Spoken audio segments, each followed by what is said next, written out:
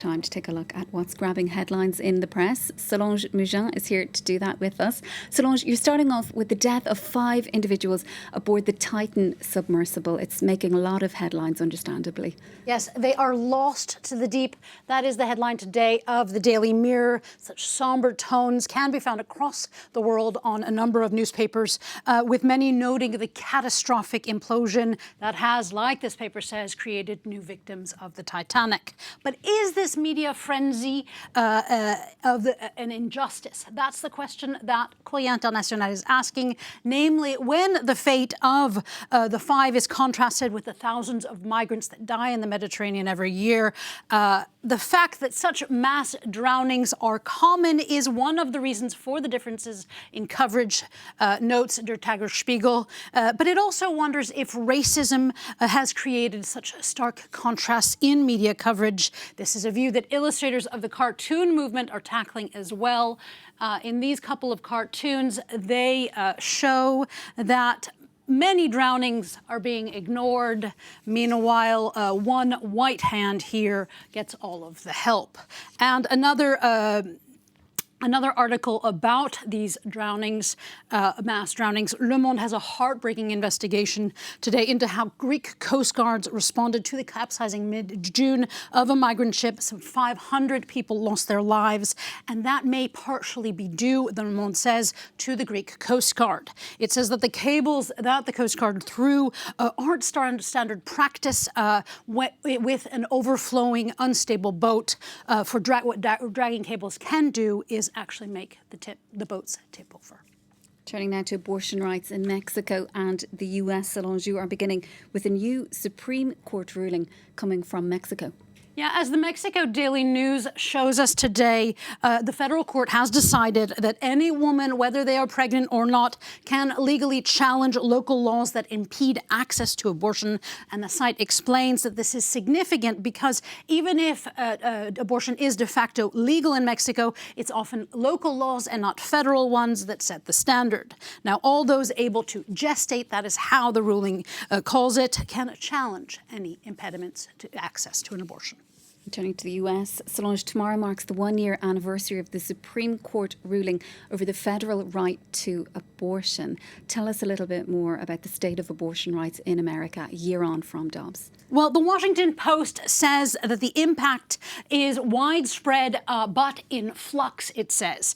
Preemptively, before the ruling, Texas had banned abortions. Now, 1 year later, let's look at a comparative map that the Post has provided for us. 1 year later, there are a lot more bans sprinkled in red here, and also in orange, yellow.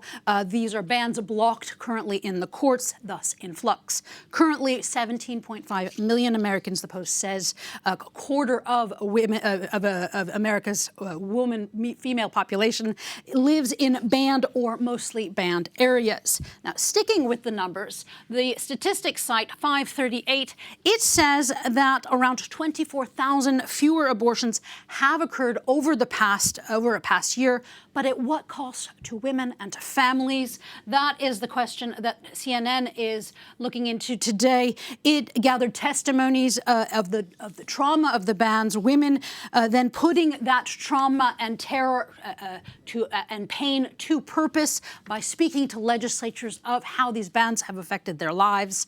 Meanwhile, The Guardian is laying blame. It tracked the 1,572 U.S. politicians that have backed bans. The vast majority, this comes as no surprise, are white men. 1,292 of them are Republican men. Turning to sports news, Solange, and a #1 French player. Yes, while basketball doesn't have the same following in France as it does in the United States, that could soon be changing thanks to Victor Wembanyama. He, as L'Équipe tells us, is the top of his class, becoming the first Frenchman to be the first in the NBA draft. The announcement was a moment, as Twitter NBA shows us, France NBA shows us, a wonderful moment for his family and friends. They cheered it as historic. the 19-year-old, the New York Times tells us, will be going to the Spurs, and he is, it says, the most hyped prospect since LeBron James, following in the footsteps of other players like Tony Parker. Wemby, as his nickname goes, is a rare player, a first since 2006, not to have played in high school or in college before going pro. Finally, Solange, you're leaving us with some education news. Yes, the South African paper is Citizen is betting on the future. It's saying South Africa is betting on the future of legalizing marijuana in the world. It takes us to the Chiba Academy in Johannesburg. It's teaching students to grow weed. Africa's first cannabis school wants to ride what the South African president calls the huge potential of its nation becoming a marijuana powerhouse. Now to another kind of education, the French way.